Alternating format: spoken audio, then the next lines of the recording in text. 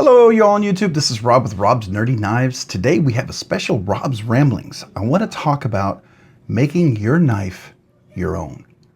Yeah, it's kind of something I've been thinking about for a while, so let's talk about this. All right, welcome to Rob's Nerdy Knives. Every once in a while I do these Rob's Ramblings and I kind of, share my thoughts. Whether you agree or disagree, I love discussions, I love dialogue, I love having debates even. And the only thing I ask is people be respectful. If you're going to disagree, I love it. I'm totally cool with it. Just tell me why, right? Be respectful in your disagreement. Tell me facts and what's going on. I don't tolerate on my channel, people being rude just for the sake of being rude. But I love people disagreeing. And I am never always right, just so you know that. Just like you are never always right. And if you didn't know that, surprise, right? We all are learning something new here, maybe. But I wanted to talk about making your knife your own. And what does that mean? For some of you guys, depending on your type of your collection, this may be something that you may do in a very limited way. And some of you guys may never even want to do what I'm about to discuss. And I get it, but let me explain why I do it. And maybe it'll change your mind, right? I'm hoping maybe you'll kind of say, that's kind of interesting. So making your knife your own, what does that mean? What does it mean to me? Well, what it means to me is that I love collecting knives. I'm really into this enthusiast, hobbyist collection thing. For me, I've always made the decision that anything I collect, I carry. So every knife that I own in my collection, which kind of got up a little bit to high number and then went back down to low number, went up to high number, went back down to low number. And I try to keep it, realistically, I try to keep my collection between 70 and 100 knives, right? And that seems like, wow, that's a lot. I get it. For some of you guys, I can feel like that's a ridiculous amount, and maybe it is. But for some of you guys who have 2, 3, 4, 500 or 1,000 knives, that's not much at all, right? And some of these things rotate in and out. There's things that I get into my collection I really enjoy, but it's not a keeper. And then there's some things that are just really meaningful knives that stay in my collection, and so they are a keeper. And then when I get them into my collection, part of that makes it a keeper in a collection is not only it's a cool knife, but I really enjoy every aspect about the knife. So for me, I collect things that I can carry, that I can EDC, that I can enjoy. And that means that it has everything from like a beautiful kind of aesthetic to it, could have some kind of a beautiful aesthetic to it, to incredible action and ergonomics. And it has fidgetability. And what I mean by that, it's fun for me to fidget with, right? So it's a knife that I can enjoy carrying, using, and just fidgeting with. And so some of these knives are in my collection because of that. And so when I bring them into my collection, sometimes I like to put little touches on there, make it something uniquely mine. I mean, there are some knives I try not to mess too much with, and then there's some knives I love to mess with them, right? I appreciate the design, the ergonomics, the style of a maker, and sometimes the makers are just phenomenal, and there's very little to do. But I'm very particular with what I look for. I really enjoy ergonomics.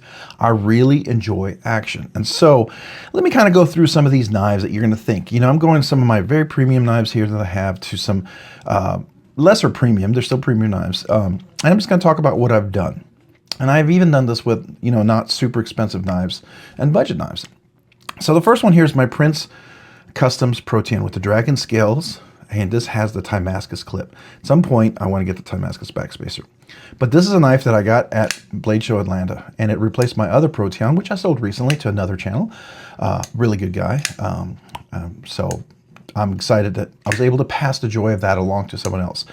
This is the Pro-10 Dragon Scale. I got this at Blade Show, and it was not cheap. Let me tell you, this milling is very expensive. It takes more time. There's more things involved. It's a very sought after design.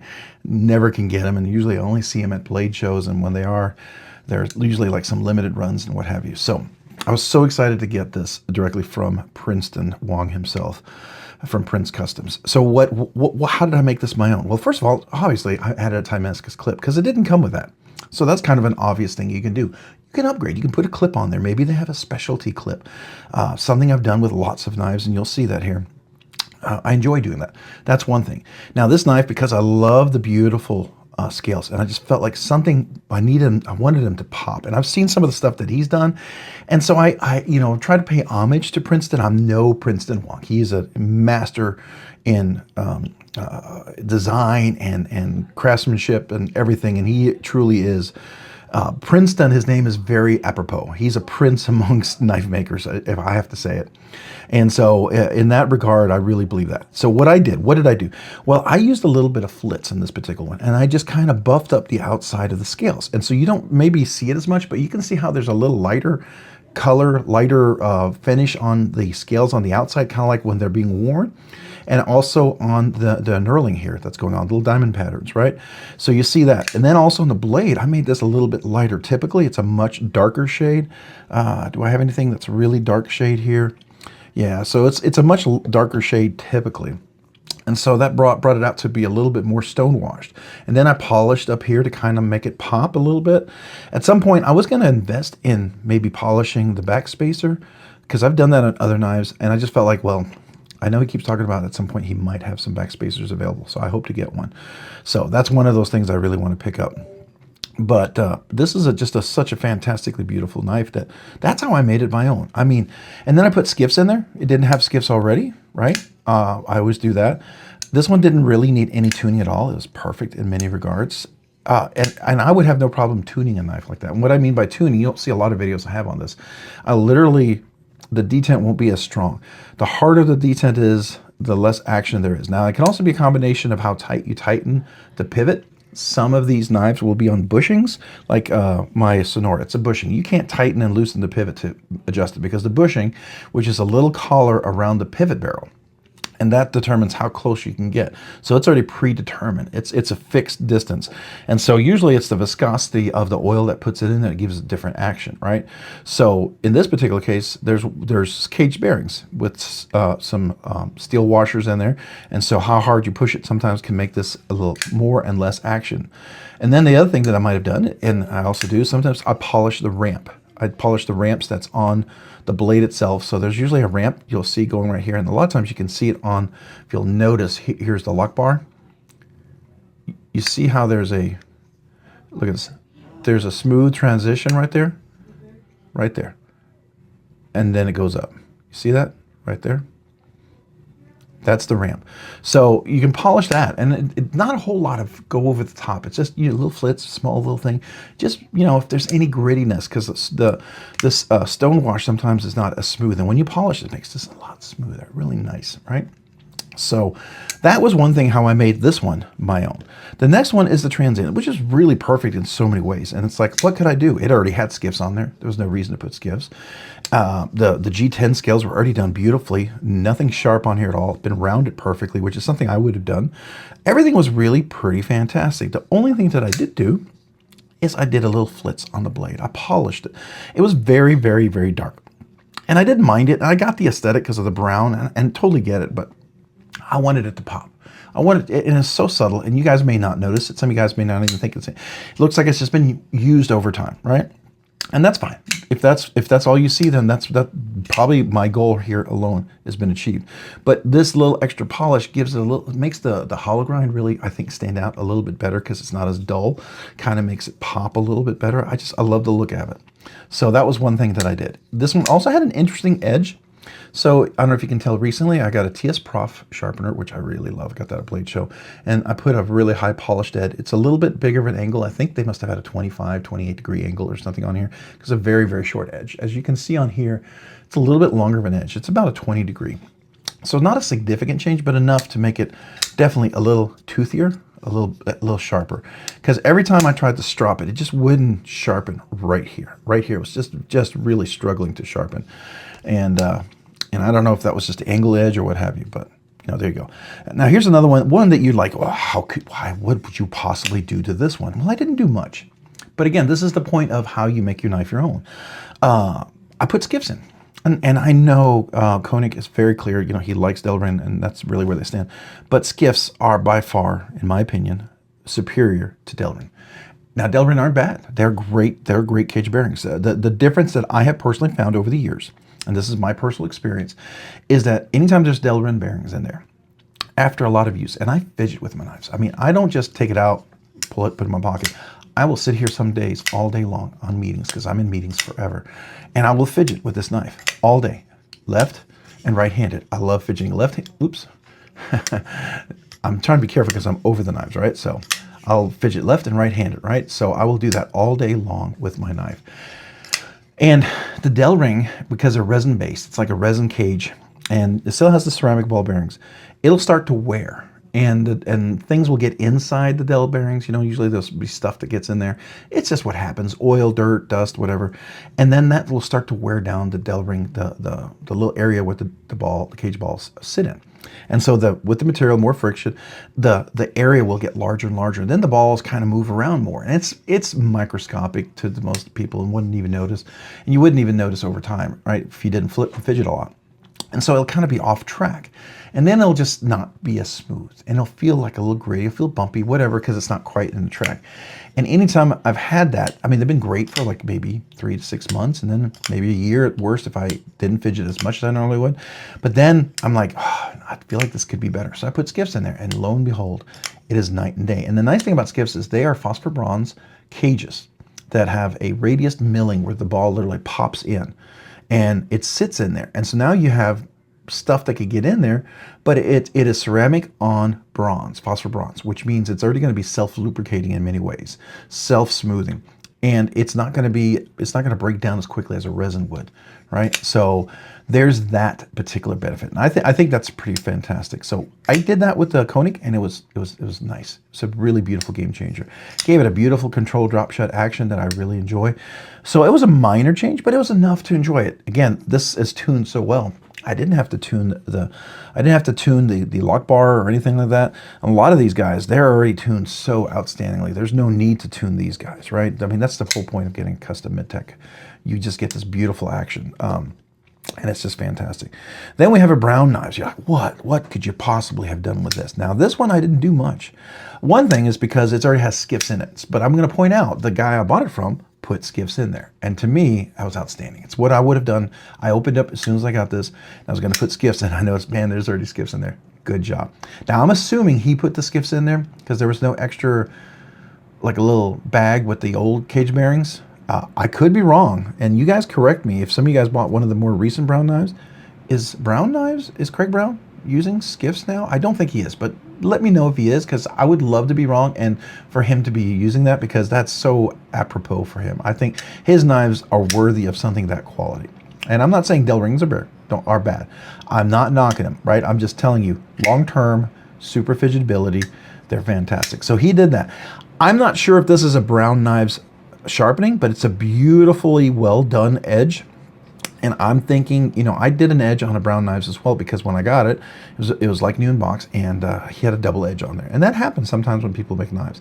And I'm not sure if he did that on here, but it's a beautiful edge. And so sometimes you can fix maybe not a perfect edge, because if they use a belt sander, and let's say you're belt sanding and it slips, and then you can have a double edge, right? And that even happens to the greats. It does. But so I did that, fixed it. It was perfect, wonderful. And I think at least maybe those two things were done to this. I could be wrong. This could be an original OG, nothing done to it, brown knives. And if anybody knows, let me know. Correct me. But it seems like there's Skiffs in there, which I don't think. I've seen a lot of brown knives, and every one of them had Del ring bearings. So if I'm wrong, let me know. But that is something that I think, it's funny, as I sought this out, I had a beautiful version of this that was in Damascus. Gorgeous, gorgeous. Too expensive, cost too much. I wasn't carrying it. I just felt so like that's a little beyond my comfort level to carry, right? And so I had a chance to sell it before Blade Show, and I was very grateful for the person who bought it, and I'm sure they love it. Totally, from what I know is in their collection, it's a perfect fit. It would complement what they have. For my collection, it would be like the absolute highlight. I mean, I am right on the edge over here. I mean, this is really pushing my barrier over here. These two knives alone, how they are. If I ever get that Damascus backspacer, this one would be really pushing it. But so the next one here is the Hog House, and you're thinking like, it's perfect, it's wonderful. Well, when I first got it, I put Skiffs in immediately, and then I spoke to Tapio, who made this knife, along with the other gentleman there. I can't remember. I'm sorry, but he does his own custom ceramic ball bearings. Now they're Del ring bearings, they're Del ring cages, and so what I did is I after carrying this for a little bit, I needed some screws, because I asked him if I could get some screws, because when I first took it apart, I didn't have the right tool, and I bent these a little bit, and Tapio was kind enough to let me get some other screws, so I was really excited about that. Then I put his back in there, and I felt like, okay, I'm going to leave him in there for the same period of time and compare the two. I will say I feel like the knife has definitely broken in and been tuned specifically for his cage bearings. I don't doubt that over time that the Skiffs would be just as fantastic and probably long-term be better because they're not resin. This is a resin cage bearing, and I feel like after a while I will probably go back to Skiffs. So that was the first thing I did. Second of all, this one was really, the whole reason why I took it apart, the detent on this one was very, very stiff. Now, some people are gonna love that, especially in a flipper. They think that's absolutely perfect. And I get it. You know, if you like it as is, and I have many knives that I've left as is because they're perfect, but this one was just too stiff. I couldn't use this. It was too uncomfortable for me to get into. So I took it apart. I tuned the detent, made it not as stiff. Still nice crisp, but now it closes on its own, and I can get my finger in there without it being painful. And I can now use the fuller. The fuller works really well to front flip, and even if I get low enough, oh, let me get down here. Front flip. I mean, it's a little more challenging because you got to get kind of low down here, and you got to get low on the fuller to do it, or else you got to go like really slow. It's a little more challenging. It's a longer knife, but it works. But the reverse is great, and you can get the reverse over here on the left hand as well, right? Oops. So that's really nice as well, and I do enjoy that. And the action is just beautiful. This flipper is fantastic. There's no jimping on there. So what I did on this, I put Skiffs in it first, put the other ones back. I'm liking them for now, but I have a feeling I'm going to go back to the Skiffs, right? I then tuned the lock bar. This is the Hoghouse Model T Gen 2. And then I scratched the snot out of my clip. It was really bad. Like I just recently carried this again. You can see it's another little clip there. I mean, this is a fun knife to carry. I enjoy carrying this one. But I scratched it really bad. So I polished this up to kind of look, you know, it's more of a high polish. And you can see it stands out, but it still has the texture on there. But it did clean up all the really deep scratches. So those are some things that I like to do to make a knife my own. Next one we're going to talk about here, not much. This one, you have a tool with Holt Blade Works where you can tune the detent. I did do that, and I put Skiffs in this and made this action just perfectly stunning. I love how it has that perfect control drop shut. This is such a smooth knife. So very minimal because Joe does such a great job on this one. It's just really, really fantastic, right? Fantastic. Just like Cody over here with the Utzler. This is the Utzler Custom Knives. This is the Duckling. I got this secondhand on BladeBinge, which is a great place. Go check out BladeBinge. I have a link for them down below if you're interested. But this is such a beautiful custom knife. Got this, I got this on BladeBinge used, and it was pretty discounted because it had a big snail trail here and a snail trail back. You can still see a little bit of it there, a very small amount, but it was pretty outstanding. And for some of these knives, when you have stuff like that, they lose value to some people a lot. And that's fair. You know, if that's what you're looking for, you want this perfect piece of collection, then go for it. That is what you want, right? But I kind of made this my own buy. I polished this up and polished it up. Now, it kind of highlights the darker stone-washed finish, but if you notice, there's a nice polish on the very texture and in through here. And so I think it complements the knife overall. I also polished up the blade just a little bit. It was much darker, but I did polish it up so it kind of looks a little less dark stone-washed. I think that's nice. It has dark Damascus thumb studs, which I think is cool. And I put Skiff cage washers in this and made the action just absolutely perfect. Didn't have to tune it, just put those in there, tighten that pivot up perfectly, and then the action is just stunning. So that was again, small things, but it makes the knife more enjoyable for me. The next one, this is the first grail of grails that really got me into this. This is like the Silver Surfer, the Oz Machine Rosie or Roosevelt, right? AKA the Rosie. Beautiful, beautiful knife. Came in with Delta ring bearings, super stiff, crunchy after a while. Replaced them, made it buttery smooth. I did tune the detent ever so slightly because it was pretty crisp. That was one thing that I did on this. And then I decided to polish the back spacer and polish the clip to make it stand out because it's called a Silver Surfer, and I thought that would be complimentary. And then I polished the swedge up there. You can kind of see how that stands out. And a very light polish on the blade itself. Super thin, Magna Cut. Fantastic action on this guy. So again, minimal things, but I think they make it pop and they complement the knife. The next one, this was very minimal. This one I didn't really tune much at all. I just put Skiff Caged Bearings in there. Now, why I point that out is because the newer one here already came with Skiff Caged Bearings. I think Trevor Berger is now using Skiffs, which I think is awesome. I think is appropriate, right? I think they're very good bearings to use on a knife like this, so I'm happy about that. HMC, the Transient version 3.2, uses Skiffs already, so no need to replace those. Really great. But this one didn't have skiffs, and it had some pseudo looking like skiffs, but I put them in it and made this knife action even better. Very minimal adjustment on this one. Really, really very minimal. This is the one where I did put skiff cage bearings. Again, minimal because the action is already so perfect. So I just want to point out, sometimes it can be very minimal. It really can. Next one is my Rob Johnson cedar. This is the beautiful, I call this the Rob Johnson Silver Surfer. It's just absolutely stunning, right? Got a little bit of stuff on there. You can see the blade. But did I open a box with this? I must have. Yeah, you can see the tape. Hold on, let me wipe that. All right, I'm going to get the cloth. Let's just do that. It's always, I know for you guys, I'm doing this for you, not for myself, because I'm okay with it not being perfect. You know, being a little dirty, having a little stuff on there because I use my knives, right? So I don't mind that. Just let you know that. But, so this is a beautiful example. I mean, Nicholas does such a fantastic job. I love this. So what did I do with this one? Not much. Actually, I didn't even have to tune it much. But a couple of small things that were really important for me. He's done such a better job at each knife. Each iteration is better and better. But this wasn't as sharp as the very first one that I got, which was a black anodized, kind of black anodization. So it was really, really sharp on that one. So when I polished that to get it not as sharp, it stood out. So then something happened with my steel bar insert over travel stop, something very unique. I haven't heard about it happen before, but it broke. Apparently it broke, and when I tied it back on, I thought it tied it back on, it was broken and never really was in there, and that was causing all my other issues. So he was able to do some things, take care of it, and do a little Zerblast on there and take off the rest of the black stuff, and now we made this just like a Silver Surfer, which is just absolutely one of my favorite knives. I really, really enjoy carrying, and the action on this one is just so fidgetable, right? It really is just a great fidget knife. Feels so good in hands, so comfortable to use. I really, really like that. So just a couple of things, right? Dealing with that sharp clip, which was really a big deal. The other thing was he has his jimping in here has really gotten a lot better, but it still wasn't quite as sticky right there. It was a little loose, and this flipper really needs some nice traction. And so what I did is I just filed it just enough to give it a little extra getcha.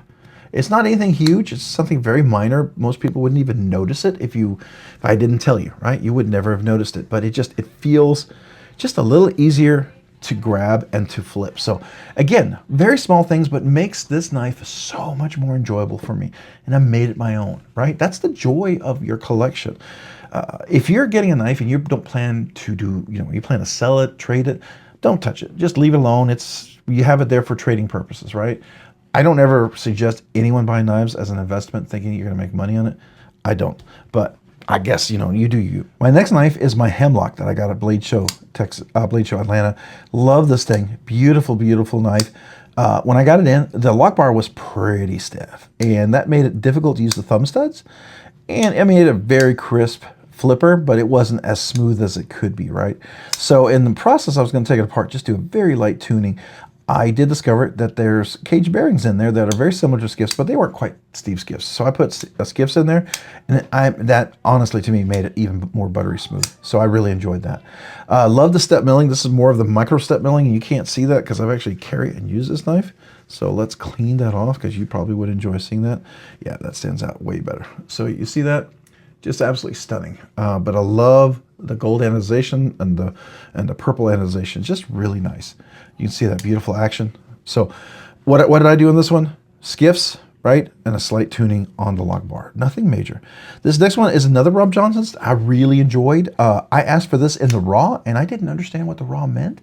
Raw truly means raw. So if you get a knife, maybe consider Zerblast, because raw is pure raw. Straight off the milling machine and assembled. There were burrs, little edges. It was sharp. It was sharp areas all around this, which was fine because I have a Dremel and flits, so I polished most of everything out. So it became a very high polished kind of finish.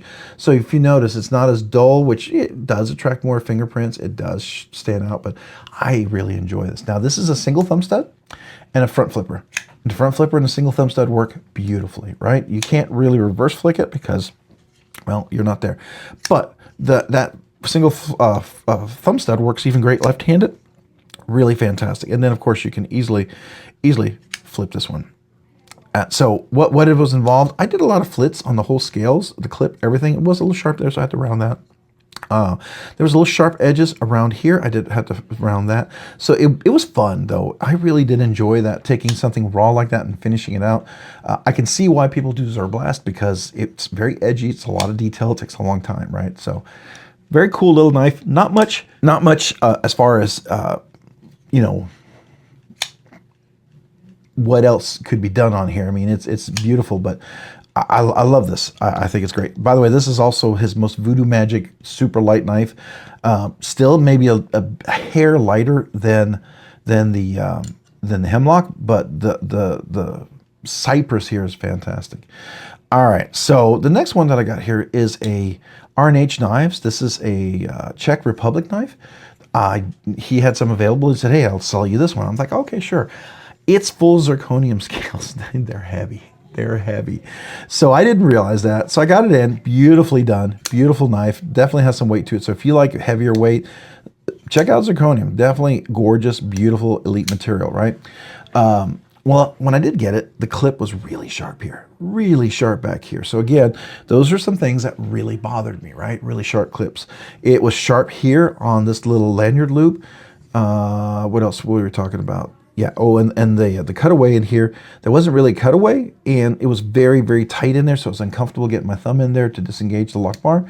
So what I asked was if we could go back and somehow let me touch up, you know, touch up some things, right? And that included the clip, included a little more of a cutaway, included the chamfering that was in here, just kind of make that a little softer, right? Because it was very radiused, by the way, too, and I didn't care for that. It's a little sharp.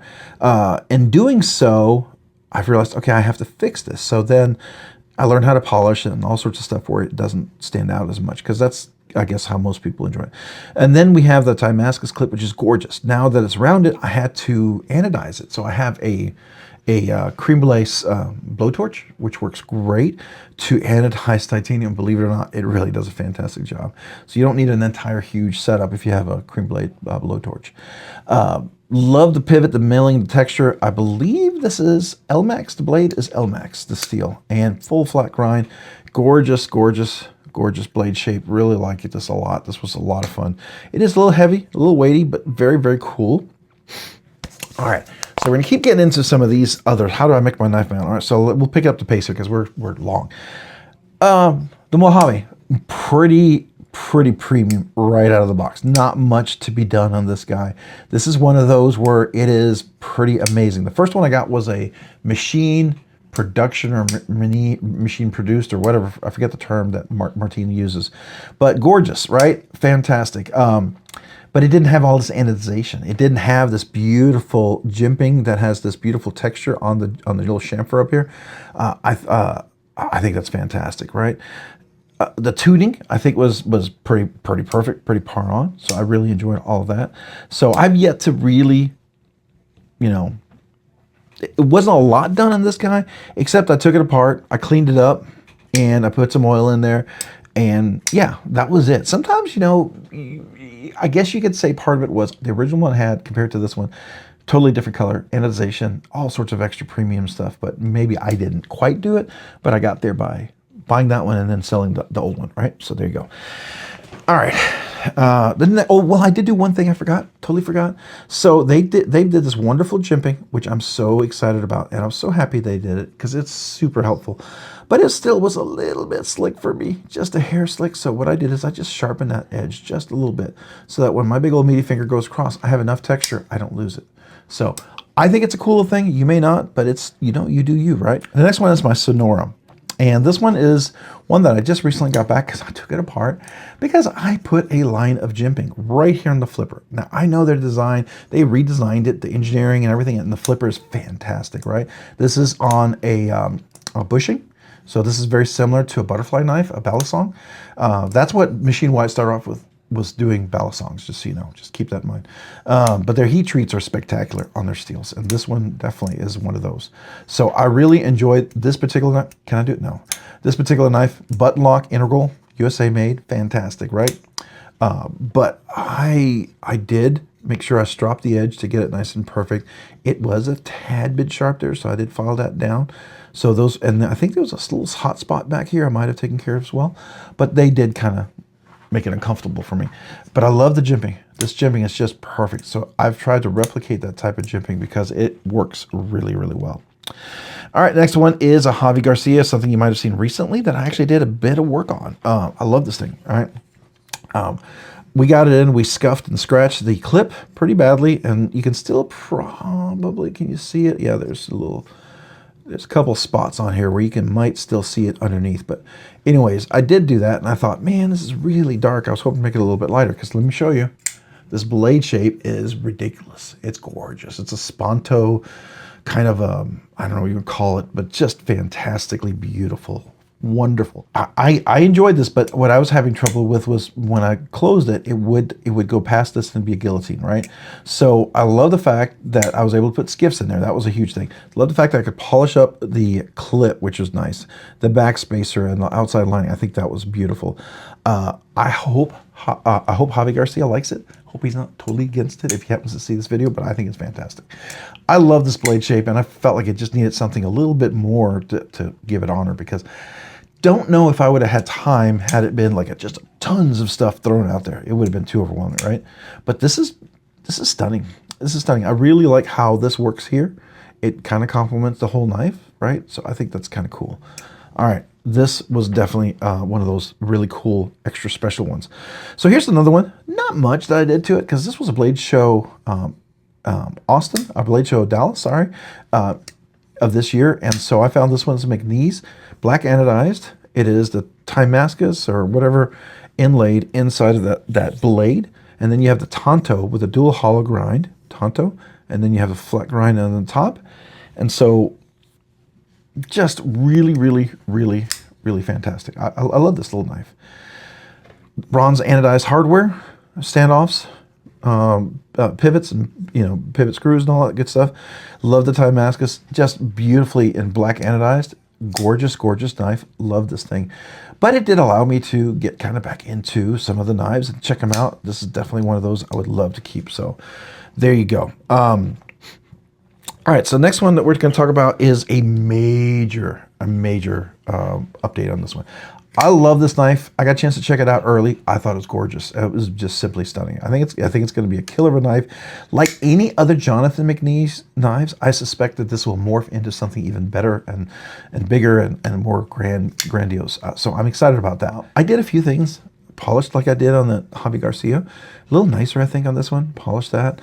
And then the area here for the cutaway, I polished that out. But not only did I do that, the cutaway here on this knife actually cut down. It was very close and very even across, but it was a tight fit for my big old meaty finger. So I dropped that all together. It's a little sharp on the edges. I felt like that could have been softened up a little bit. If you notice, the Mac 2 definitely got that kind of vibe, super soft rounded edges.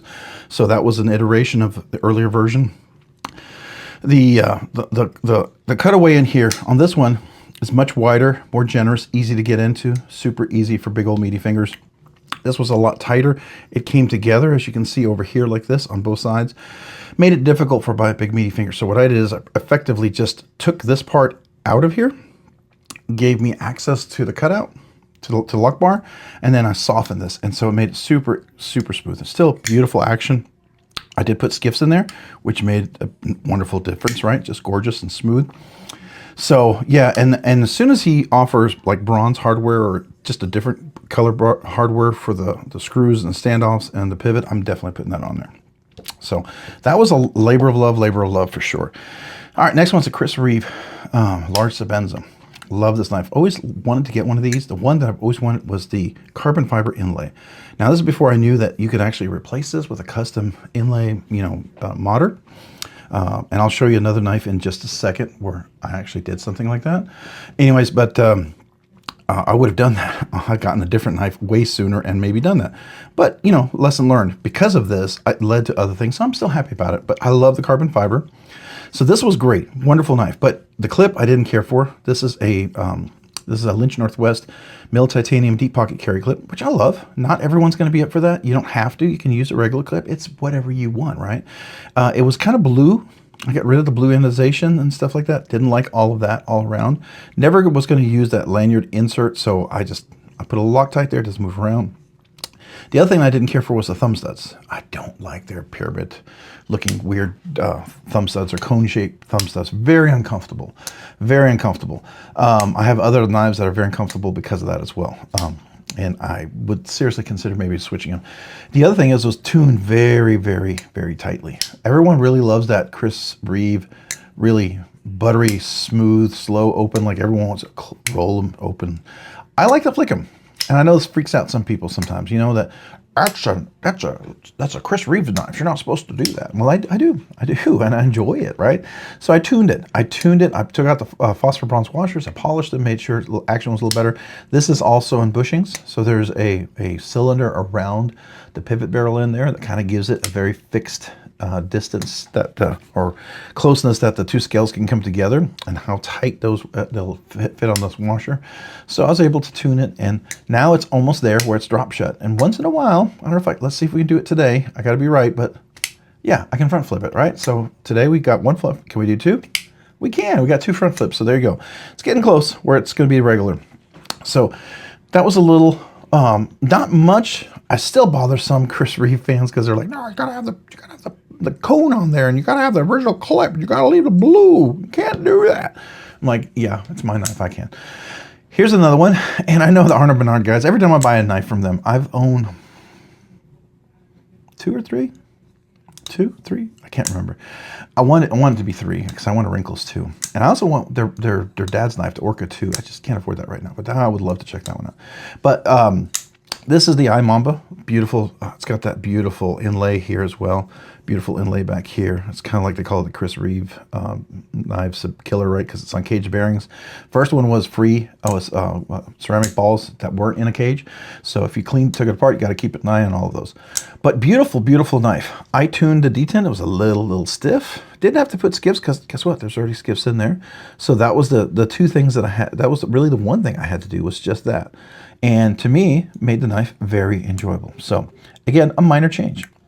Now we get into some radical change. A Para 3, Spyderco Para 3. Now this looks nothing like a traditional Para 3, right? Yeah, that's because these are the RG Custom Metalworks full custom scales. Notice no pivot hole. You got hidden hardware on the screw, which is full, deep carry all the way down to here. Textured contoured scales, rounded on the corners, beautifully done. Now I even have a custom titanium polished CME in there. That's something from OCD for EDC. They sell those. Definitely go check them out.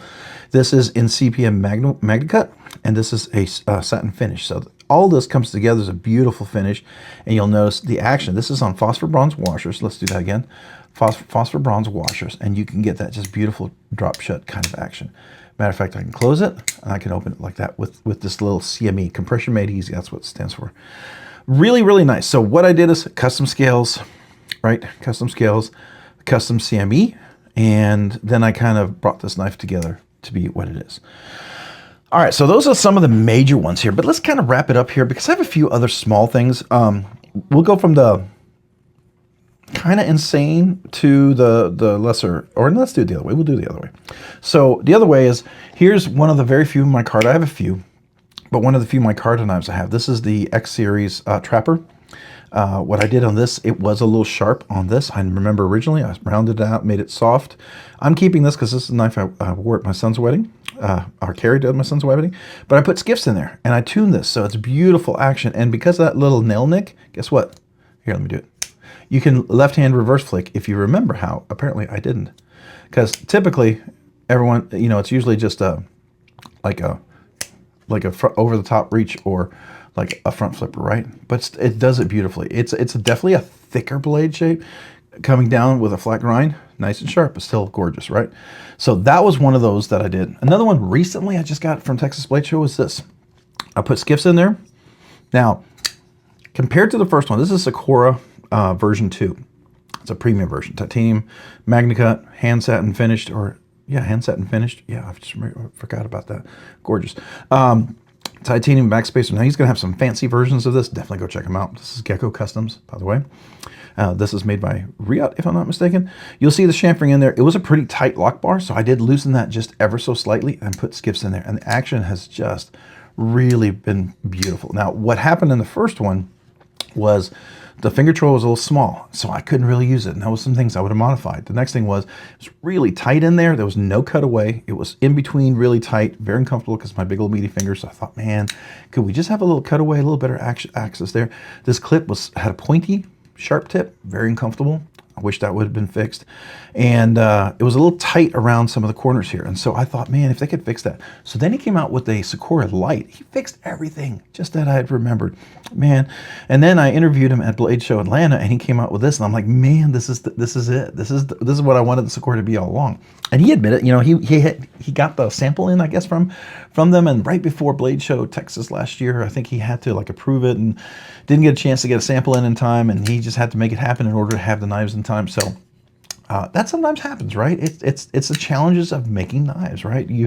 It's not all just the first design, boom, they're done. I mean, there's iterations, there's things they have to follow up on. And so when you get a really beautifully done knife and it's OEM'd, either they've learned every little thing to go through and give perfect instructions for their CNC machines, or they've taken a few production samples and runs. And I think that's what this is. This is like really a culmination of perfection of the Sakura. That's what I would call it. Really, really perfection of Sakura. Everything about this one, finger choil, everything's super comfortable, super great to use. Action is so much smoother. So I think that's fantastic. Not a whole lot, but skiffs, you know, and tuning the detent bar, and that one made it perfect, but I just wanted to tell you where it came from. Next one is a favorite. This is my Sage 5. Now it looks simple. Hey, aren't those the original Spyderco Sage 5 G10 scales? Yes, but they've been rounded and the texturing has been softened. I added a CME that's called Candy Crush, matches the rest of the scales, and I added a Rips Garage Technology Timascus clip. So I put that in. It was actually Ghost Timascus first, and then I heat treated it. Got some of the oranges to come through, and I felt like that would complement it better. And then this is all rounded. And so then, of course, I tuned the Rex 121, the phosphor bronze washers that are in there, so that it got really beautiful action. I haven't carried this in a while, so as you know, with phosphor bronze, they oxidize, and sometimes they lose their buttery smooths just for a little bit, but then you can just bring them right back in. But so some minor things that I did that just made this really a step up. Of course, now we can get into some of the more crazy things, but before we do that, let me talk about two of them. Here's my this is my Metal Complex Excalibur. Love this knife. Whoops, don't cut myself. Oh, well. I forget how big this one is. This is a big boy. DLC, full DLC made by Kunwu Knives. Really fantastic knife. They came out with a clip, and the clip was less than perfect, right? It stood over, it was over this edge, it was a little sharp, it was very catchy, it was pretty wide, it was pretty flat, a lot of contact point. So everything else about the knife was absolutely stunning. I put skiffs in there. Obviously, I'm gonna put skiffs in any of these knives I can, and I did. Did I tune it? I don't remember if I ever tuned this. I don't think I did. I think it was perfect. So, but the clip, oh my gosh, it was so uncomfortable with ripping pants, hard to get in and out. So I took it apart because it's Timascus. I had to file it down to be thinner together instead of wider, right? And then it had to be rounded on the bottom. I don't know if you can see that. It's kind of rounded, so it's very smooth. Well, doing all that took all the anodization off. So then I had a creme brulee torch that I was able to re-anodize it like this. And I have 3 different layers. I was testing, you know, different heat and length and durations. And it went from, not so long, not so hot, and then to all the way up to really hot. So you see the blue, the yellow, and then all the colors, and you get the yellow with the different darker colors, and then you get the greens that come in here, and so the greens, it's at the highest point there. But after I rounded all that, made it super comfortable, re-anodized it, made it look nice. I even did the collars because they were kind of dark. I wanted them to pop a little bit. So in that regard, skiffs and that was kind of a nice touch. It was what was needed for their, I know Richard said he's got new clips. If you order the Excalibur Integral and you get the new one, it will have a totally different clip. So that was one thing. The other one that I did get was my Vero Engineering Mini Lux. Love this knife. I had the large version. It was just too big. So I got this one, so much so that I got the Timascus clip and backspacer and collars. And I thought, that's gorgeous, right? Wanted to love this knife. Really, really did. And the issue I had was the flipper was great. Front flipper was great. And the fuller was great, right? All that worked really great. The problem was closing it. It had these radius chamfers, very uncomfortable, right? And that doesn't work for me. I want this knife to be my own. So I buffed this out with a Dremel and then with a belt sander, right? Which buffed it out nice and polished. So this is not as sharp there. And then on the inside, I wanted a little cutout. So I did cut away here. And here's the chamfer. You can see how smooth that is, really flat. So now I can get my big old meaty finger in there, and guess what? I can get it right past there where it clears the clutch. Now we have a drop shut. So it made this a much more enjoyable knife for me. So that was something that I did. Not only did I put this on there secondary, not only did I put skiffs, but I did this whole lock bar and that. So now it has nice tune detent, and it's a lot of fun. All right, next one's going to be series. Well, yeah, we're going to go to the extreme at the end here. And I don't know if they're extreme. We'll call this one the next one. You may think it's the extreme. I got two I sent over to Valley Blade Works. Benjamin. Now this has Rockscale Designs scales, which are typically, as we already saw. Do I have any Rockscale Design here I've showed you yet? No, I don't.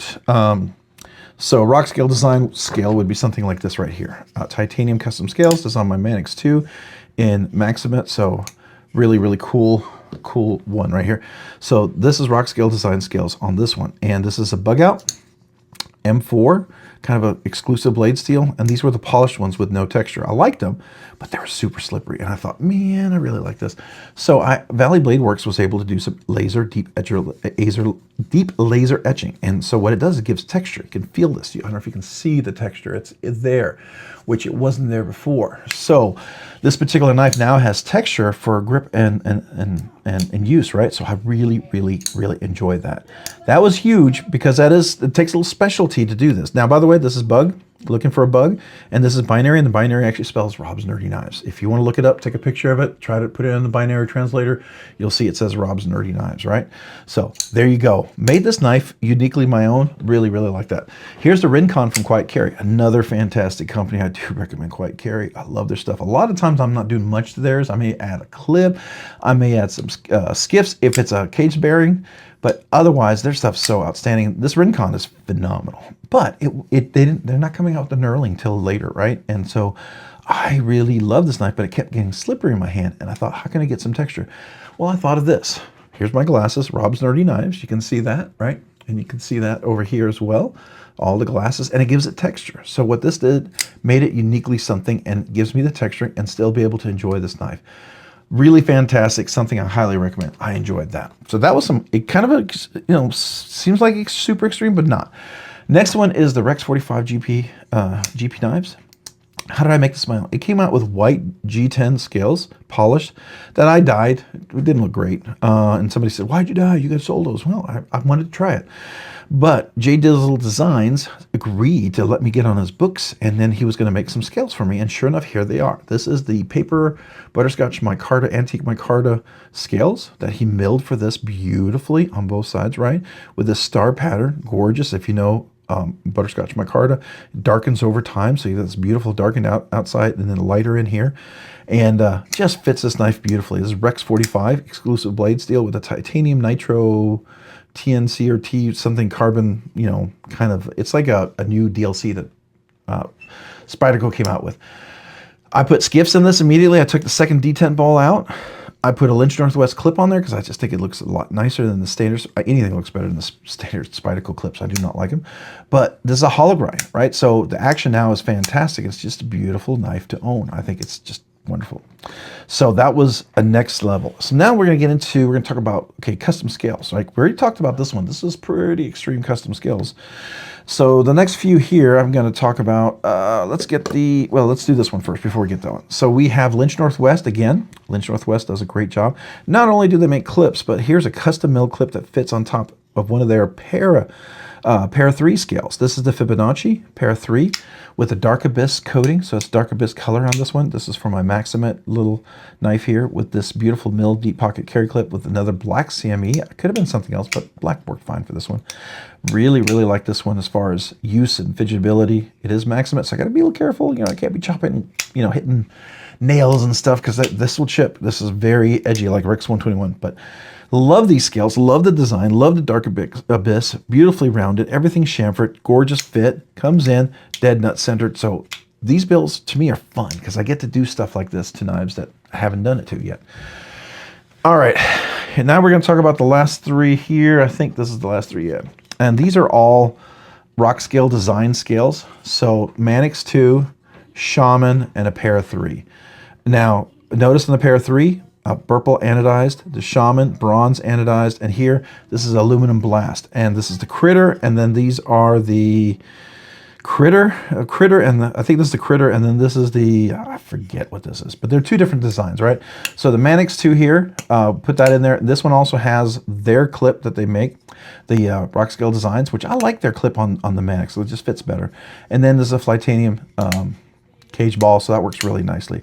Beautifully dead nut centered, great action, gives you great access, right? This one right here, I carried to Blade Show, Texas, 2024. Purple Lynch Northwest clip. It is Spyderco CPM Magna Cut with the black DLC coating on there. We've got the CME. Action is beautiful, beautifully dead nut centered. Big blade though, so just keep that in mind. I always forget how big the blade is. I got to get a little flick there going, but works really, really nicely. Super comfortable. So we're pretty extreme here. I took the phosphor bronze and washers off. I polished them, made them look really nice.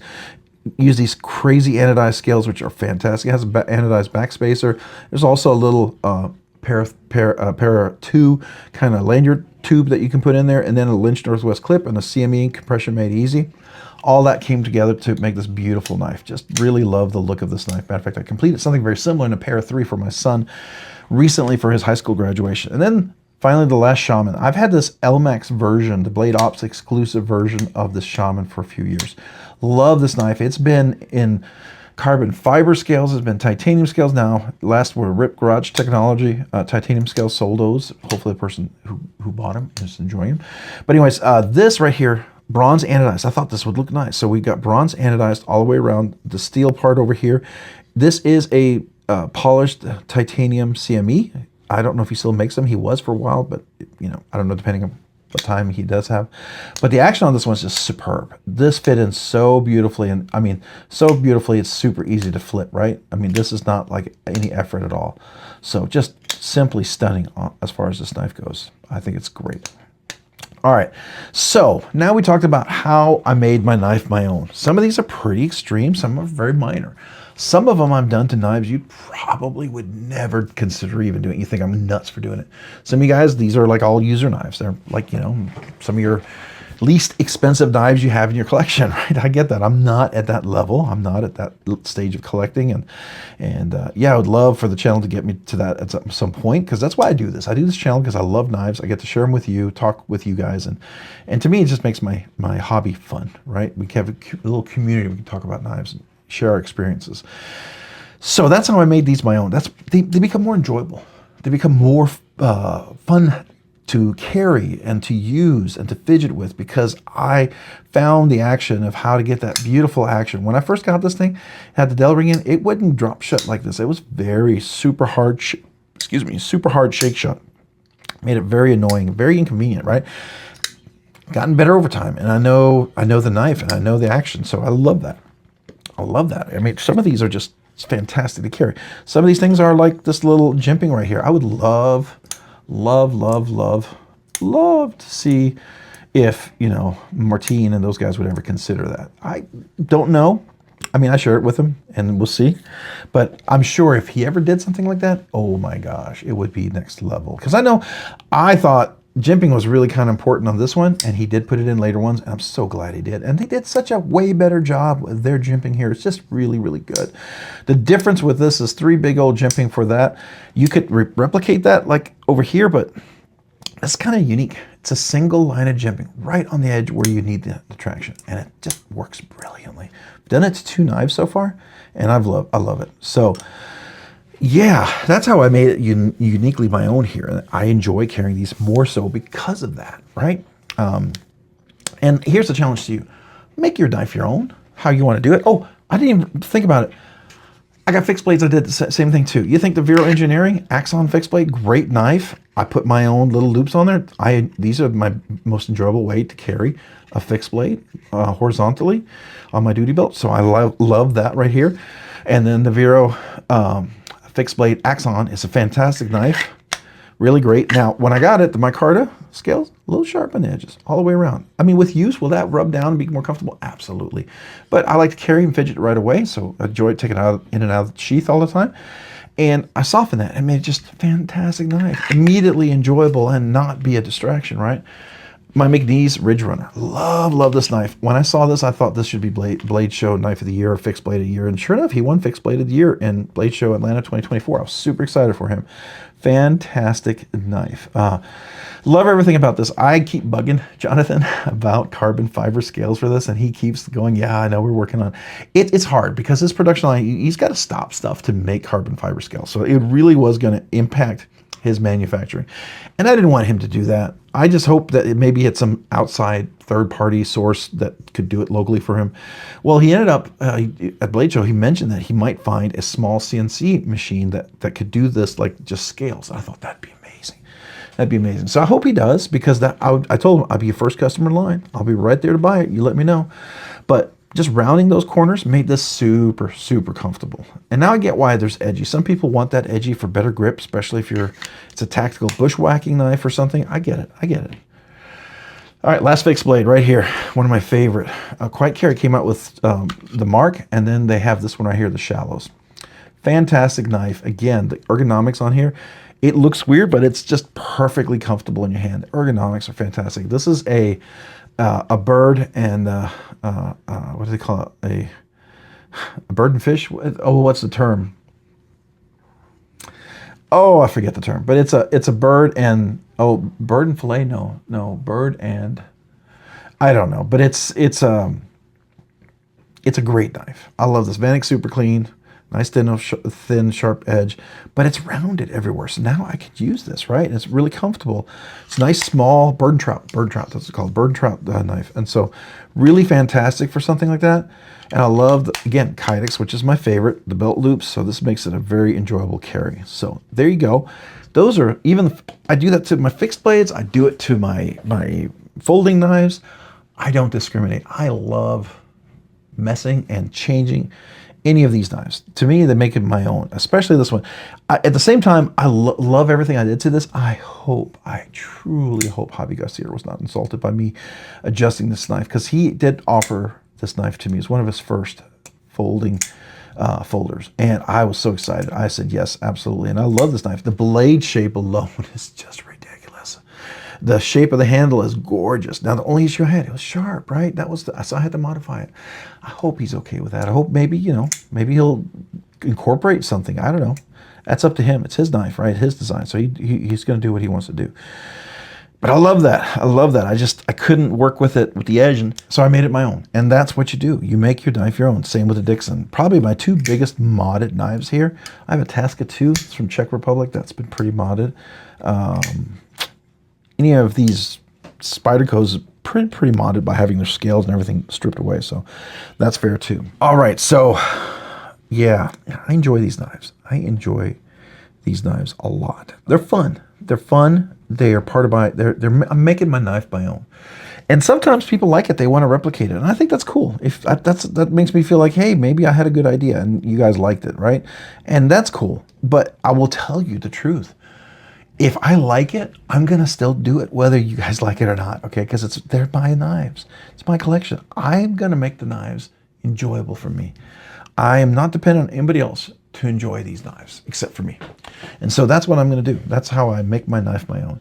Done that with every one of these. Every one of these has had a touch. I guarantee you, not one of these knives I took out of the box and said, oh, that's perfect. Let's put it right there. No, every one of these. I thought this was pretty close, but it got a little flippy, a little stiff in the flipping, and I thought, man, that's kind of tough. I love this. I mean, it was perfect, but I just wanted to polish it. It was a little stiff, and it wouldn't drop. You had to really hard shake it. So I thought maybe I'll polish the track, and sure enough, it does. The track it's much better. Still not perfect, but it's still way better. You actually can open and close it and see it. So to me, that's a plus. That makes me want to go in there and enjoy it, right? So, yeah, I love this. I love this a lot. I think it's fantastic. I made it my own. I polished this up. It seems minor, but I enjoyed it. I enjoyed it and make this knife more enjoyable for me. I encourage you guys to do the same. Now, if you're uncomfortable doing maybe a little higher knife, don't start there. If you don't know what you're doing, you're uncomfortable, it's new to you, any of those,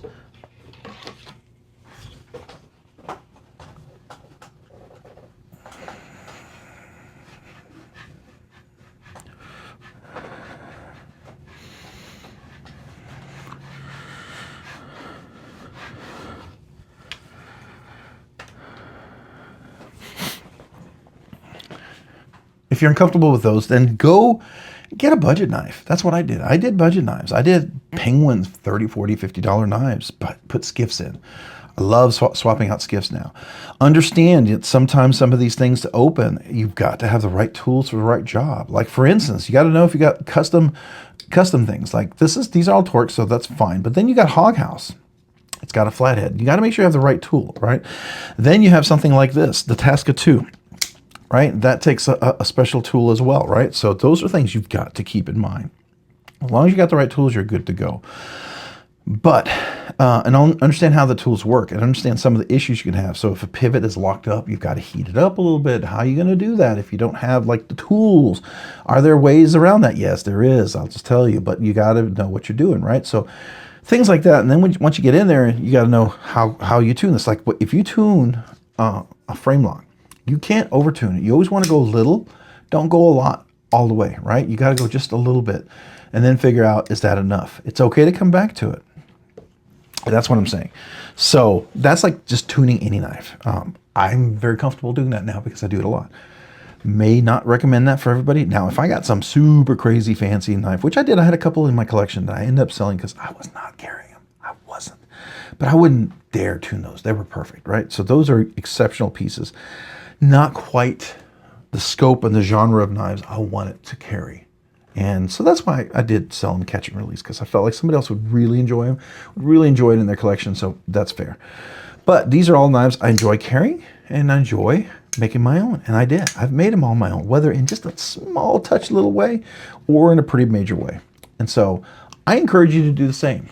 Make your knives your own. You feel more ownership, more attachment to the knives because of what you invested into them. It really can be huge. Like this right here, I've invested a lot of time in this knife, a lot of time, but I feel like the time's all paid off because I really enjoy this knife a lot more. This is a cool knife, right? This is a very happy, cool knife because of that time, because of the effort and how I got better at it. And now I feel like it's close. It's not quite a modern level, but it's nice. It's nice for what I wanted, and I enjoy it. So there you go. I know if Javi Garcia did something like this, it would be perfect. It would be absolutely perfect. But I didn't get a chance to ask him, and I'm sure that would cost an arm and leg because his kind of work for that perfection is not cheap, and it shouldn't be. Shouldn't be. That's why I bought his knife. So I have two of his knives, as a matter of fact. I have that. I also have a Sultan, his slip joint. Love, love, love, love, love it. So there you go. I don't know if it made you think about anything. Did you like that? Is this thought-provoking to you guys? If any of you were crazy enough to hang out here for this entire video, because this is a long Rob's rambling. I go through a lot of knives here. So in some ways you get a little small glance, a pretty good glance at my collection. It's not everything, but it's definitely a good glance of some big key pieces. Get you a glance of why I enjoy some of these key pieces. It's not just because, ooh, it's an expensive knife, I like it. No, there's things I've invested into, right? There's things that I value, and that's what you see here with these knives. So I hope it challenged you. I hope you found it a fun video. I hope you found it something like you can either totally disagree with me and tell me why I'm wrong respectfully. Remember, I want to do the same to you. We want to treat each other how you treat others how you want to be treated. So that's the only thing I challenge you to. If you feel strongly against this, don't be rude, right? Be respectful, but tell me why. If you feel strongly in favor of this, don't be disrespectful. Be kind, be respectful to others, because others may be not having a chance to, see or agree with us, but they may also not, they may not have the same experiences, right? And they're coming from their perspective, just like I'm coming from my perspective. I'm not a custom knife maker. I'm not a knife maker. I don't know those things. And if some of you guys are, you have insights I don't have. And I want to learn them. That's why I love the discussion. So challenge you to that. Appreciate you watching. You guys are awesome. So thank you. Thank you. If you found this content fun, interesting, worthwhile, or entertaining or informative, would you please consider hitting that like button down below? And if you've already hit that like button, maybe consider hitting the subscribe button. Subscribing and liking the channel really helps me out. Allows me to produce more content, do more things, ultimately do more things for you guys. So thank you to everyone out there who watches the videos, enjoys the content, is part of the live stream. Thank you. Thank you. Thank you. I appreciate you so very much. All right, if you haven't already, maybe consider hitting that notification button down below so you can be notified of future content like this and other videos. And a big shout out to my channel members. I appreciate you guys do two amazing things for me. Two. One, you encourage me. I need encouragement. I don't do this full time. I'm part time. So thank you. You really do. You're hugely instrumental in that. So I just want to say thank you. Secondly, because of your generous support of your memberships, you allow me to do things sooner than I ever thought I could. Allow me to check out knives. I got about 5 knives over here I got to finish checking out. I got to review and send back and stuff. That's going to be crazy. I've got other stuff coming in. That's going to be crazy. I love it. I love it all, and I'm so grateful. I'm so grateful. But those are all sorts of the things that I get to do because of the memberships, the generous support. So thank you. The other thing is we get to do a once a week banger giveaway when we have a live stream. When we have a regular live stream. I say that because recently I had an unusual Monday night live stream because I was driving back from Mississippi for my son's freshman orientation. So things like that happen. So we don't always have a live stream every week, but it's rare. I think in the 2 years, I think that was one of the first times, second time maybe, where we skipped a live stream. But just keep that in mind. I try to be very faithful, so I don't skip often. All right. Yeah, I appreciate it. I appreciate your generous support. I appreciate you believing in me and the channel. So thank you. Thank you. As a result, I do 2 things for you guys, just exclusively for the channel members, right? All new channel members, I'd love to mail you a channel sticker and a thank you note. That's the first thing. I absolutely want to do that. Secondly, I would love to let you know that every brand new channel member, you are part of a monthly channel members exclusive giveaway. So that's above and beyond the budget banger, but definitely a nicer knife. So if you want to be interested in that, you want to hang around, you know, you want to become like, how do you become a channel member, all that stuff, check out the description down below. There's a link with 3 different tiers. Would love to have you. Don't ever want you to feel obligated. Do it because you want to, right? But if you do, thank you. Sincerely, thank you. All right, if you haven't already, where's my, there it is. I forgot. If you haven't already, put this in the center. I like to do that. If you haven't already, check me out on Instagram at robs_nerdy_knives. Again, that's on Instagram at robs_nerdy_knives. Thanks so much for watching. Have a great day and a great week. Bye.